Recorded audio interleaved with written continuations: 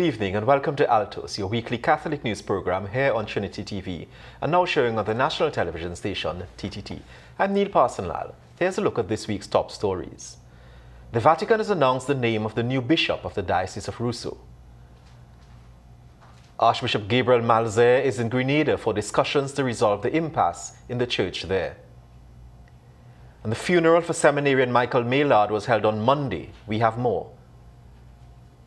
And later on, we're more than a month away from Labor Day, but we will have on set with us Father Matthew Diro, who will speak to the issue of work and workers. And now for our top story. The Catholic Church in Dominica will have a new bishop later this year. Pope Francis has appointed Father Kendrick John Forbes of the Archdiocese of Nassau, Bahamas, to lead the Diocese of Rousseau. News of the appointment was made public on Thursday. The diocese has not had a bishop since 2022, when Bishop Gabriel Malzer was appointed to the Archdiocese of Castries, St. Lucia. Bishop-elect Forbes, who will turn 49, was ordained to the priesthood in Nassau on June 11, 2002, after completing studies at St. Meinrad Seminary and School of Theology, Indiana, USA. He has served as Vicar General and Judicial Vicar in the Bahamas. Trinity TV spoke with the bishop-elect a few hours after the announcement. Honored, and I'm humbled by the Holy Father's decision to nominate me as the bishop of the Diocese of Rousseau, Dominica. I look forward to meeting the people, the clergy of Dominica, and learning from that rich Catholic heritage tradition that they hold. A date for his ordination is to be made in a few weeks' time. We continue to monitor the situation in Grenada. The Catholic clergy recently issued a statement in support of the processes of the Church. The 17 priests, including Vicar General Father Carl Haynes, say that they are saddened and concerned by the tensions in the Church in Grenada and have asked Father Gerard Paul to listen to the voice of reason. They reaffirmed their respect and obedience to the bishop and welcomed Archbishop Gabriel Malzer's statement of intervention, which was issued on April 23rd. Archbishop Malzer arrived in Grenada on Wednesday to meet with Father Paul, Bishop Harvey, and others. On the program, Conversation with Bishop Harvey on Thursday, Bishop Harvey gave some details. We have had a problem over the last 6 weeks, and the way the church is now organized, it is the task of the Metropolitan Archbishop to keep things in right order, so that if somebody has a complaint against me as a bishop, they should go to the Metropolitan. They shouldn't be going to the press, the media. So you go to the Metropolitan. Only if you don't get a satisfactory answer there, you might want to put it in the media. But of course, some people want to put it in the media for their own reasons. But usually the way the church operates for the proper development of things is that you go to the Metropolitan Archbishop and you complain, and if you don't get satisfaction there, then you might have to bring it to the nuncio and eventually to Rome. So this order, it's important for you as Catholics to know that that is what happens, so you don't go wasting your time unless you have some other motive in mind. So Archbishop Malzer, in the first place, I think he saw what was going on because this thing really went viral. So after Wednesday, the 27th of March, he was right there in the thick of things as the whole Caribbean was aware of what was going on. So he has come among us to spend 2 days to listen to Father Paul, to listen to me, to listen to other people involved, to listen to the people of River Sally especially. And then out of that, we hope and pray that some resolution might come. But let me say this one thing here. That resolution must always be in line with the right order of the church as established by canon law and so on. Bishop Harvey also asked his listeners to pray for Archbishop Malzer that the Spirit of God will guide him over the 2 days. Father Paul has stated that he is withdrawing the petition to have the Bishop Harvey unseated. Archbishop Charles Jason Gordon has issued a profound challenge to the Roman Catholic faithful. Resist the allure of worldly pleasures and embrace a life fully dedicated to God. During the homily at Seminarian Michael Maillard's funeral on Monday, His Grace commended Michael's unwavering commitment to God despite the myriad challenges he encountered. Archbishop Gordon urged all who were touched by Michael's life to not settle for half-hearted devotion, but instead to wholeheartedly serve God. Roger Sant has more in this report. The St. Paul's Roman Catholic Church was packed and overflowing to tents outside in this final send-off for Michael Maillard, which included His Grace Archbishop Charles Jason Gordon, a wide cross-section of members of the clergy and religious, seminarians, parishioners from St. Paul's, and the wider archdiocese. Delivering the homily, His Grace declared that the souls of the just are in the hands of God, expressing confidence that Michael is now in God's care. Soul of Michael is in the hands of God. And it is for God now to deal with Michael as God sees fit. His Grace recounted his first encounter with Michael many years ago at St. Paul's, where he was inspired by Michael's generosity and willingness to give God a chance. He loved Jesus Christ. And more than Christ, or as much as Christ, or together with Christ, however you want to put it, he loved the Blessed Mother. Despite the challenges, Michael remained dedicated to his faith, never giving up on his journey to serve Christ. In his short life, Michael intensely sought to give himself to Christ. Intensely. Struggle? Oh boy. Absolutely. Imperfect? Absolutely.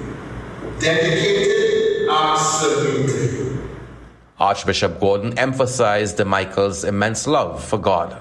It is one memory I hold with Michael, is that regardless of the deep inner challenge and struggles that Michael had, he kept wanting to give himself to Christ. His Grace believes that Michael's last years of his life studying in the seminary to be a disciple of Jesus was in preparation for his death. He encouraged the congregation to live fully for God and Michael's memory, urging them not to hold back from Christ. Michael's life makes any sense at all. This is now a message from the other side to you. Live fully. Live fully for Christ. Do not hold back on Christ.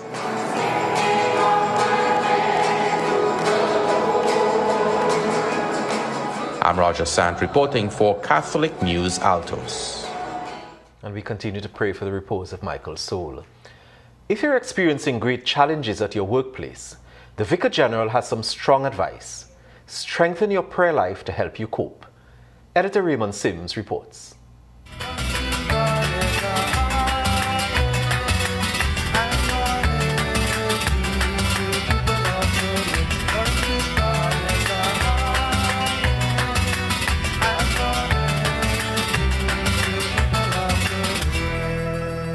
Preaching the homily on Wednesday at a Mass to celebrate the Feast of St. Joseph the Worker, Cathedral Administrator Father Martin Sergiu said, "When we work, we imitate God the Father."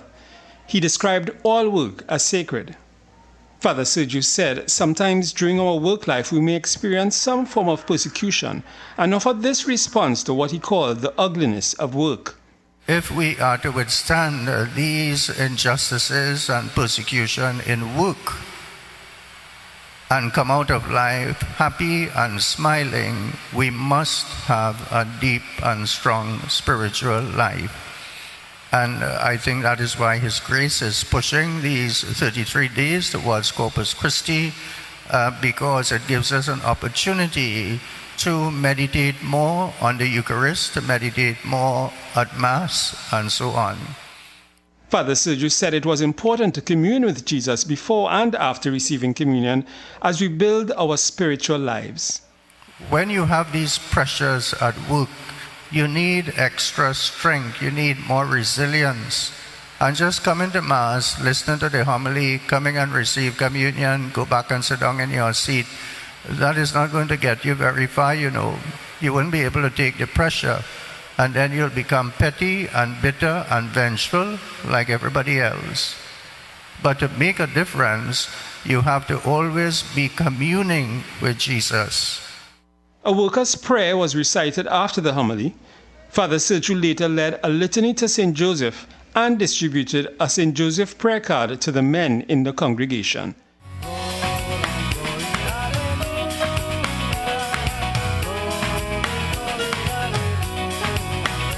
I am Raymond Sims for Catholic News Altos. The Archdiocese of Port of Spain recently celebrated its 174th anniversary. We take a look back at its development. On April 30th, 1850, Pope Pius IX declared the Vicariate of Port of Spain an archdiocese, with jurisdiction over St. Lucia, St. Vincent, Grenada, and Tobago, with Rousseau Dominica as its suffragan see. The first great event as archdiocese was the consecration of the Cathedral of the Immaculate Conception in 1851. The first Archbishop of Port of Spain was Archbishop Richard Patrick Smith, who had been made parish priest of San Fernando on his arrival in the colony, parish priest in Port of Spain, and vicar general in 1833. He was consecrated coadjutor bishop in 1837. In 1850, the Catholic population of Trinidad stood at 44,000 out of a total of 70,000 persons. There were 16 parishes served by 20 resident priests, with 13 primary schools along with St. Joseph's Convent, Port of Spain, established in 1836, and St. George's College established in 1838. The Archbishop lays claim to being one of the oldest in the English-speaking world. That's the Archdiocese lays claim to being one of the oldest in the English-speaking world. And another important anniversary will happen on Monday, May 6th. The Catholic News will be celebrating 132 years of unbroken service to the Catholic community. If you didn't know, it is the oldest newspaper in Trinidad and Tobago and the second oldest in the Caribbean. From humble beginnings in 1892 at the encouragement of Archbishop Vincent Flood, the intent of the paper from inception has been to serve the multifaceted Catholic community locally. Archbishop Flood stated it this way: "The want of a Catholic newspaper has long been felt by both priests and people of the diocese. Much has changed in the look and feel of the paper to reflect the evolving social landscape of the country, but all in the small editorial team remain dedicated to bringing you the news, stories, and teachings in a world that needs an authentic voice."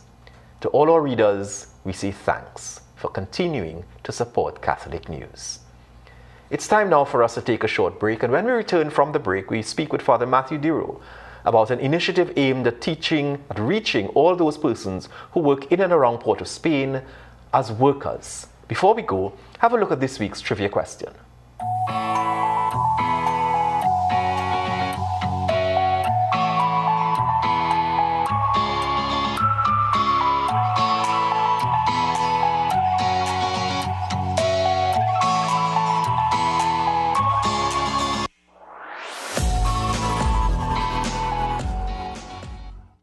May 1st was May Day, a significant day commemorating the historical struggles and gains made by workers in the labor movement, and observed in many countries around the world.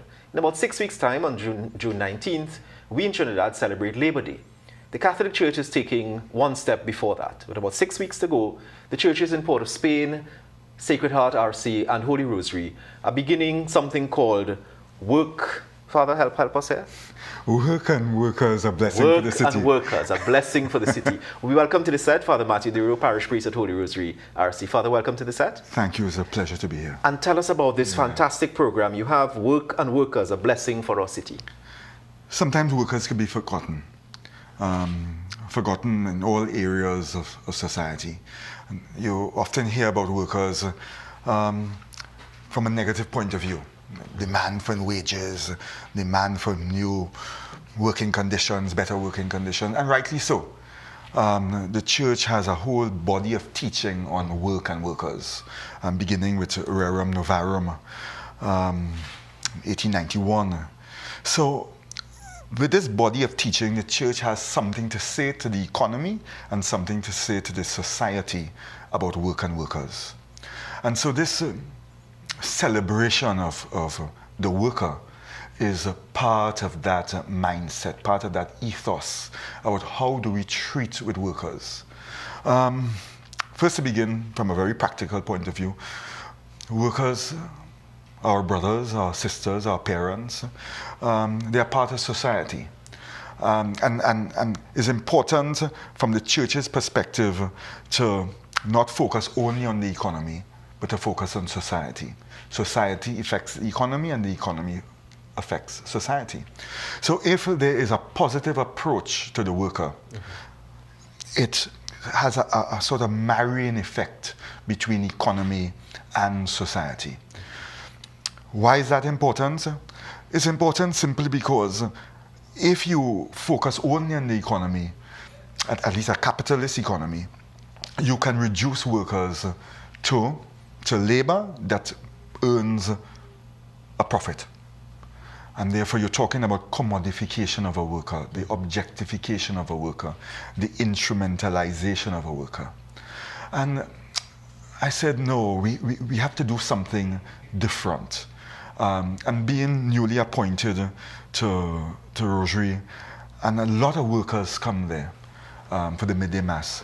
I said, you know, what can we do liturgically to redefine the place of the worker, not only in the economy, but in society? And that distinction is important, because if we look at a worker only in economic terms, we end up objectifying them. The church says, no, a worker is first a human being. John Paul II said that in his own encyclical on the condition of human work.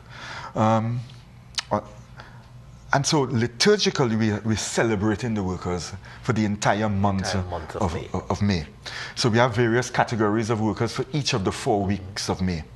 So we bless the workers, we pray for the workers, and the homily is worker-oriented, workplace issues. So we apply the gospel to workplace issues. And I try to be balanced. For example, work-life balance.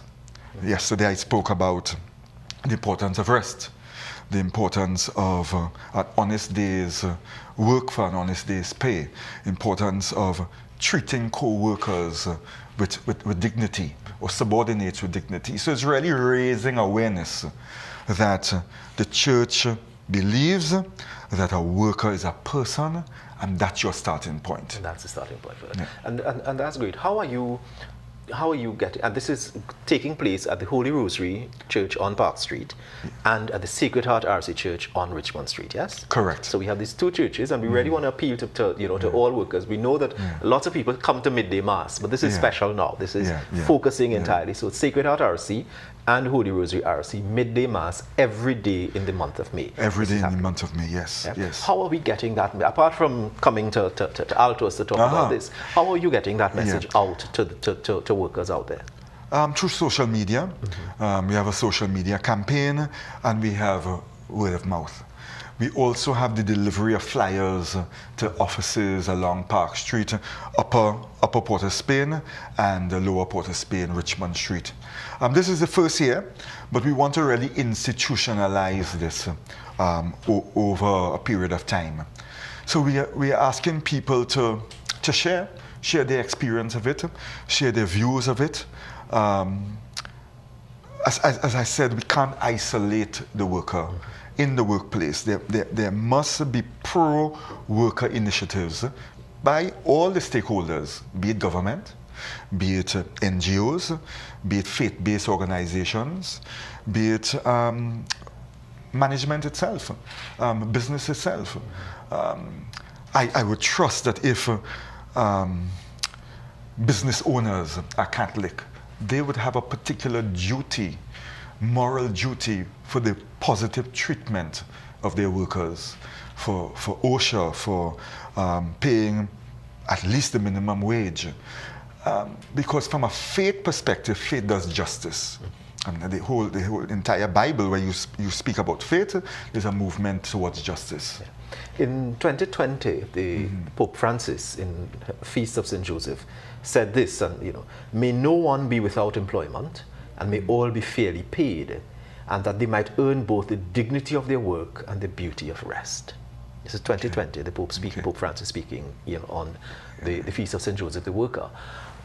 What do we say to employees and to employers, and specifically Catholic employers now, about fair wages, about living wages for people, about the OSHA conditions, about abiding by OSHA conditions, and about their role in furthering this gospel, the work of the church as Catholic employers? A simple maxim: people before profits, not profits before people. And of course, we need to plow back profits for further investment and reinvestment. But investment is not only in plant and machinery, investment in the human person, investment in social capital. And so, to all Catholic employers, plowing back profits into the development of the human person is a moral duty. God loves the human person. Christ died for the human person. And an employer, a Catholic employer, is in a position to raise the standard of living of his or her worker. And that's why living wage is so important. So to keep in mind church teaching about the dignity of the human person, to keep in mind that pauperization of workers is a pauperization of society. How does the pauperization of workers take place? Where people are not paid a decent wage, a living wage. But there's also, I hasten to add, there's also the role of the worker in that matrix, if you wish, because productivity is so important. One of the things that we are covering, both Father Martin and myself, over the month at Rosary and Sacred Heart, would be the notion that work is not a curse for sin. But when you look at the book of Genesis carefully, we were given work, the gift of work, before the fall. A lot of people think that work is because of the fall. And so it's basic church teaching that through work you perfect creation. Through work you continue creation. You continue God's creating work for a better society. We work with God. So employees and employers work with God for a better society, for the betterment of creation, for the continuation of creation. So therefore there's a theology and a spirituality behind work. We hope that over the course of time that a proper understanding of work will be laid out in a Catholic space and in the national space. Work does not have to be a point of antagonism between employers and employees. Father, with respect to the role of the union, the trade union movement, the trade union, we know that coming out of 1937, the Butler riots, the trade union movement was very, very, and seen in a very antagonistic role. What do you say to the trade union movement today in terms of do we welcome the trade union as part of this whole work and worker thrust and bring the OWTU to the table and say, here, you need to come to church. You need to come and listen to this. You need to talk to the NUGFW and say, come to church and listen to this. Yes, is this targeting the unions as well? Yes, it's all open to anybody involved in labor. And church teaching is that people have a right to a union. When people are not unionized, you can have the exploitation of labor, the exploitation of the human person. So there is a right to join a union that the church endorses. It is part of the bargaining process, because the investor will always have profits at the fore of the mine, practically speaking. So you need another voice to stand up for the worker, so that the union gives a perspective of the worker to management, to the investor, to the employer. And the two must come together with reason. But productivity is also important, because if we go back to continuing the work of creation, through labor, through work, we must want to work. We must want to work. And we must want to do a fair day's work, because you can't speak about justice for one group and ignore entirely ignore the other group. The other group. And in this case, a manager, an investor, a business owner who has to pay a loan. We forget about that part. So there has to be the right balance in our approach to work, in our approach to productivity, in our approach to unionism, in our approach to the human person. But I want to come back to the human person. If at the end of the day the human person is the center, you will talk about fairness from a monetary point of view, but you will also talk about fairness from a growth point of view. Precisely. Because laziness does not help us to grow. A lack of productivity does not help us to grow. When we are stretched in our work, that does something to the human spirit. Stretching may not mean exploitation, and it shouldn't be. Stretching means using your gift. Should not mean exploitation. But Father, we have to wrap at this stage. But we want to thank you, and we want to thank the church, and remember, Sacred Heart, Midday Mass, Holy Rosary Church, Midday Mass. Come out as workers, as employees, employers, and the union, and really benefit from this work and worker blessing the city. Okay. Father, thanks very much. Thank you. Great pleasure having you. All right. Thanks very much. Stay with us. We'll be right back. We are taking a leap of faith on Trinity TV. Jump in with us for this new and exciting experience. Thanks very much for staying with us. We are days away from the first Catholic News Steps for Hope 5K and 1K run and walk. The race will be staged on Saturday, May 11th, starting and ending opposite Archbishop's House on the Queen's Park Savannah. The good news is that everything is almost in place. The not so good news, if you're thinking about participating, we're sorry, but registration is now closed as the race is entirely sold out. But you can still come out and support the runners and running teams next Saturday. For race details, visit catholicnewstt.com. We just have one clergy anniversary in the coming week. Father Santosh, who was recently appointed La Divina Pastora parish priest, will celebrate his 14th anniversary of priestly ordination on Friday, May 10th. We wish him continued blessings in his priestly ministry.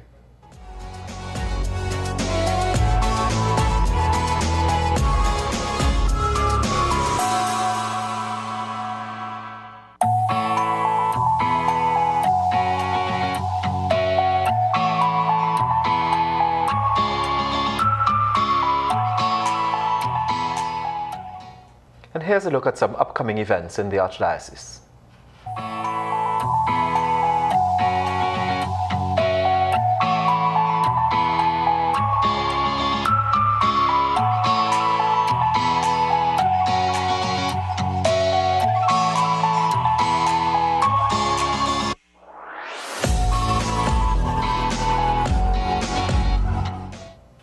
And Catholic News Associate Editor Simon DeLochan gives us a preview of what's in this week's Catholic News. Finbar Garcia outlines the things to consider when investing in a good health plan. And the Archdiocese is undertaking a revolution of the education system in our schools. See the ways you can donate to the efforts. I am Simon DeLochan, Associate Editor of the Catholic News. And that brings us to the end of this week's edition of Altos. As we close, here's a look at the staff, past and present, who have contributed to the legacy of the Catholic News, celebrating this year 132 years. Have a good evening, and God bless.